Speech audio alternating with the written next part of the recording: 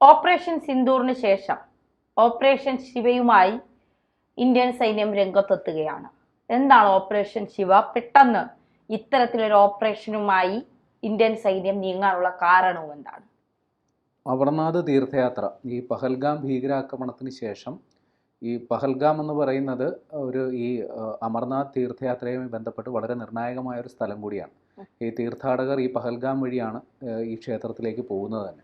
അപ്പോൾ പഹൽഗാം ഭീകരാക്രമണവും തുടർന്നുണ്ടായ ഓപ്പറേഷൻ സിന്ദൂറും ഉള്ളതുകൊണ്ട് തന്നെ വലിയ രീതിയിൽ ഒരു സുരക്ഷാ ഭീഷണിക്കിടയിലാണ് അമർനാഥ് തീർത്ഥയാത്ര. അത് വർഷാവർഷം നടക്കുന്ന ഒരു തീർത്ഥയാത്രയാണ് അത് ഇപ്പോൾ നടക്കുന്നത്.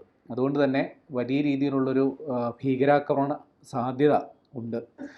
അതായത് പാകിസ്ഥാൻ പിന്തുണയ്ക്കുന്ന തീവ്രവാദ സംഘങ്ങൾ ഇതിനോടകം തന്നെ ഇന്ത്യയോടുള്ള പ്രതികാര നടപടികൾ ചെയ്യാൻ സാധ്യതയുണ്ടെന്നുള്ള ഇൻ്റലിജൻസ് റിപ്പോർട്ടുകളുണ്ട്.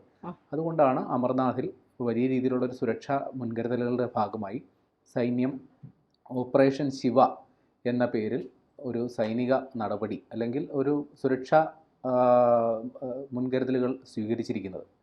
ഏതാണ്ട് 8,500 സൈനികർ, അതായത് 600 ഗ്രൂപ്പുകളായിട്ടുള്ള 8,500 സൈനികരെയാണ് ഈ അമർനാഥ് തീർത്ഥയാത്രയ്ക്ക് വേണ്ടി നിശ്ചയിച്ചിട്ടുള്ളത്. അപ്പോൾ സൈനികരെ മാത്രമല്ല, ആളില്ലാ വിമാനങ്ങൾ, ഏതാണ്ട് 50 ആളില്ലാ വിമാനങ്ങളാണ് സജ്ജമാക്കിയിട്ടുള്ളത്. 50 ആളില്ലാ വിമാനങ്ങൾ ഉദ്ദേശിക്കുന്നത് പ്രധാനമായും സുരക്ഷാ നിരീക്ഷണങ്ങൾക്കും മറ്റുമൊക്കെയാണ്. അതോടൊപ്പം തന്നെ ഈ ഡ്രോണുകൾ ഉപയോഗിച്ചിട്ടുള്ള ആക്രമണം ഉണ്ടാകാനുള്ള സാധ്യതയുണ്ട്. അതുകൊണ്ട് തന്നെ അതിനെ പ്രതിരോധിക്കാനായിട്ട് ഇലക്ട്രോണിക് വാർഫെയർ സിസ്റ്റം, അതായത് നിരീക്ഷണ സംവിധാനങ്ങൾ ഒക്കെ ഏർപ്പെടുത്തിയിട്ടുണ്ട്. അതുകൂടാതെ ഈ ഏതെങ്കിലും അപകട സാധ്യത, ഇപ്പോൾ ഭീകരാക്രമണം മാത്രമല്ല, അമർനാഥ് തീർത്ഥയാത്ര എന്ന് പറയുന്നത് ഒരുപാട് വെല്ലുവിളികൾ നിറഞ്ഞതാണ്. അപ്പോൾ അതുകൊണ്ട് തന്നെ ഏതെങ്കിലും തരത്തിലുള്ളൊരു പ്രകൃതി ദുരന്തം ഉണ്ടാകാനുള്ള സാധ്യത, മണ്ണിടിച്ചിലടക്കമുള്ള സാഹചര്യങ്ങളുണ്ട്. അപ്പോൾ അത്തരത്തിൽ അപകടങ്ങൾ ഉണ്ടാകാവുന്ന രക്ഷാപ്രവർത്തനങ്ങൾക്കുള്ള സജ്ജീകരണങ്ങളും സൈന്യം ഒരുക്കിയിട്ടുണ്ട്.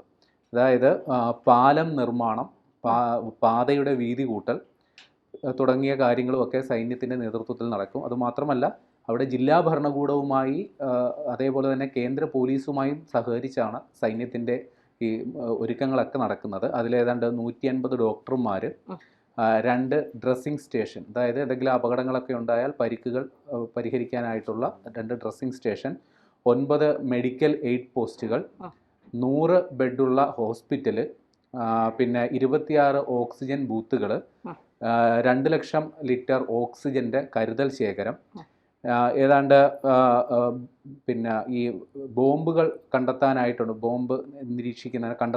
ബോംബ് ഡിറ്റാച്ച്മെൻറ്റ് സെൻറ്ററുകൾ, പിന്നെ 25,000 പേർക്ക് എന്തെങ്കിലും ഒരു അപകടം ഉണ്ടായാൽ പെട്ടെന്ന് 25,000 പേർക്ക് നൽകാൻ പറ്റിയിട്ടുള്ള ഭക്ഷണത്തിൻ്റെ കരുതൽ ശേഖരം, പിന്നെ ക്വാർട്ടേഴ്സ്, ടെൻറ്റുകൾ അടക്കമുള്ള സംഗതികൾ, പിന്നെ ഏതെങ്കിലും ഇതേപോലെ പ്രകൃതി ദുരന്തങ്ങൾ, എന്തെങ്കിലും മണ്ണിടിച്ചിൽ അതേപോലെ ഉള്ള സാധ്യതകളൊക്കെ ഉണ്ടായാൽ അത് പെട്ടെന്ന് തന്നെ രക്ഷാപ്രവർത്തനം നടത്താനായിട്ട് ബുൾഡോസറുകൾ, എക്സ്കവേറ്ററുകൾ, കുടിവെള്ള വിതരണം അടക്കമുള്ള സംഗതികളാണ് ഏർപ്പെടുത്തിയിട്ടുള്ളത്. ഞാൻ പറഞ്ഞതുപോലെ ഇത് വർഷത്തിലൊരിക്കൽ നടക്കുന്നതാണ് ഈ അമർനാഥ് തീർത്ഥയാത്ര എന്ന് പറയുന്നത്. ഈ കാശ്മീരിൽ ഒരു മലയുടെ മുകളിൽ ആണ് ഈ ഒരു ഭഗവാൻ ശിവന് 12 ജ്യോതിർലിംഗങ്ങൾ ഉണ്ടെന്നാണ് സങ്കല്പം. അതിലൊന്നാണ് ഈ പറയുന്ന ഒരു ഗുഹാക്ഷേത്രമാണ്, ഗുഹയ്ക്കുള്ളിൽ ഉള്ളത്. അതായത് മഞ്ഞിൻ്റെ രൂപത്തിലാണ് അവിടെ ശിവലിംഗം കാണപ്പെടുന്നത്. അതായത് ഈ നല്ല മഞ്ഞുകാലത്ത് വെള്ളം വീണ് ശിവലിംഗം രൂപപ്പെടുകയും വേനൽക്കാലത്ത് അത് ഉരുകി ഒലിച്ച് പോവുകയും ചെയ്യും. അപ്പോൾ വേനൽക്കാലത്ത് അവിടെ തീർത്ഥയാത്ര ഉണ്ടായില്ല. അതുകൊണ്ടാണ് വർഷാവർഷം അവിടെ തീർത്ഥയാത്ര നടക്കുന്നത്. ഈ കുന്നിൻ്റെ മുകളിലൊരു ഗുഹയിൽ ഉള്ളതുകൊണ്ട് തന്നെ സമുദ്രനിരപ്പിൽ നിന്ന് ഏതാണ്ട് 3,880 മീറ്റർ ഉയരത്തിലാണ് ഈ ക്ഷേത്രമുള്ളത്.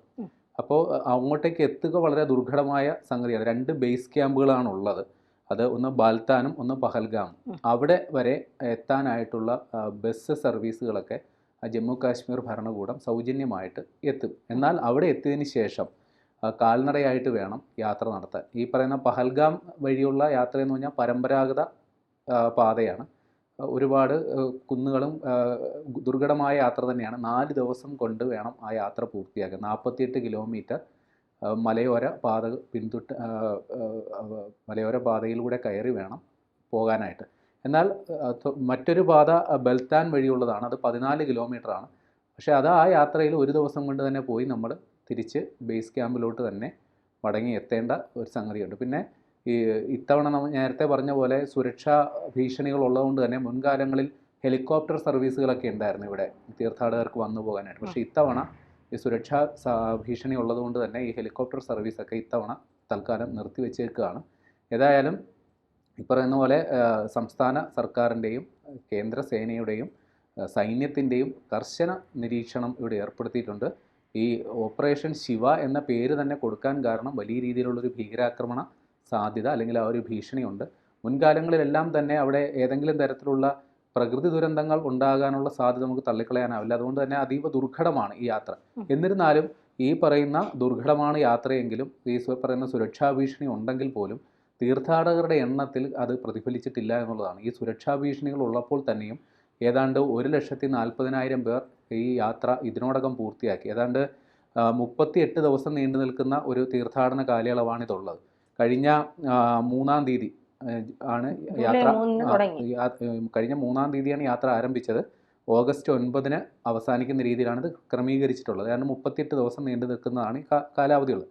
അപ്പോൾ ഇതിൽ ഇപ്പോൾ ഇത്ര ദിവസം ഏതാണ്ട് ഒരാഴ്ച കൊണ്ട് തന്നെ 1,40,000 പേർ ഇതിനോടകം തന്നെ ദർശനം നടത്തിയിട്ടുണ്ട്. 4 ലക്ഷത്തിൽ പരം പേർ ഓൺലൈനായിട്ട് രജിസ്റ്റർ ചെയ്തിട്ടുമുണ്ട്. കഴിഞ്ഞ വർഷം ഏതാണ്ട് 5,10,000 പേർ ഈ തീർത്ഥയാത്രയിൽ പങ്കെടുത്തിട്ടുണ്ട് എന്നുള്ളതാണ്. അപ്പോൾ ഇത്തവണ പൊതുവേ ഇത് ഒരു ദുർഘടമായ വളരെ കഷ്ടതകൾ നിറഞ്ഞ ഒരു തീർത്ഥാടനമാണ്. പക്ഷേ നമ്മൾ ഈ ശബരിമലയ്ക്കൊക്കെ പോകുന്ന അതേ അനുഭവം തന്നെയാണ്. വളരെ ക്ലേശം നിറഞ്ഞ മലകൾ കുന്നുകളൊക്കെ പിന്നിട്ട് ഒരു പ്രകൃതിയുമായി ഇണങ്ങി നിൽക്കുന്ന ഒരു കാണേണ്ട കാഴ്ച തന്നെയാണ്. അപ്പോൾ അത്തരത്തിൽ ഒരു നമുക്ക് ഒരു വലിയൊരു നവോന്മേഷം കിട്ടുന്ന തരത്തിൽ ആത്മീയമായ ഒരു ഉണർവ് കിട്ടുന്നതായതുകൊണ്ട് തന്നെ വിശ്വാസികൾക്ക് അമർനാഥ് യാത്ര എന്ന് പറഞ്ഞാൽ വളരെ പ്രിയപ്പെട്ടതാണ്. വളരെ എന്താ പറയുക, ഒരു ജീവിതത്തിൽ ഒരിക്കൽ കിട്ടുന്ന സൗഭാഗ്യം എന്ന പോലെ പോകുന്നതാണ് അമർനാഥ് യാത്ര. അതുകൊണ്ട് തന്നെ ഇത്തവണയും തീർത്ഥാടകരുടെ എണ്ണത്തിൽ ഈ പറയുന്ന ഭീകരാക്രമണ സാധ്യത, പഹൽഗാം ഭീകരാക്രമണം നടന്നിട്ട് അധികം സമയമായിട്ടില്ല. അപ്പോൾ ഒരു സുരക്ഷാ ഭീഷണി ഉണ്ട്. എന്നിരുന്നാൽ തന്നെയും തീർത്ഥാടകരുടെ വലിയൊരു പങ്കാളിത്തം ഇത്തവണയും ഉണ്ട്.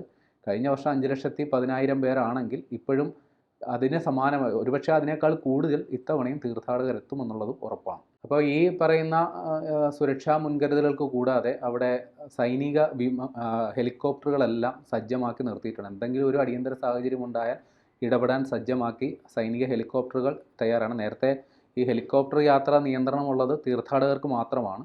അവിടെ 2 കാരണങ്ങളുണ്ട്. ഒന്ന് സുരക്ഷാ കാരണങ്ങൾ, പിന്നെ കാലാവസ്ഥ പ്രതികൂലമായാൽ ഈ ഒരു നിരവധി ഹെലികോപ്റ്റർ അപകടങ്ങൾ ഇതുമായിട്ട് ബന്ധപ്പെട്ട് ഉണ്ടായിട്ടുണ്ട്. മുൻകാല ചരിത്രം അതുതന്നെയാണ്. അപ്പോൾ അതുകൊണ്ടാണ് ഇത്തവണ ഹെലികോപ്റ്റർ സർവീസ് നിർത്തിവെച്ചിട്ടുള്ളത്.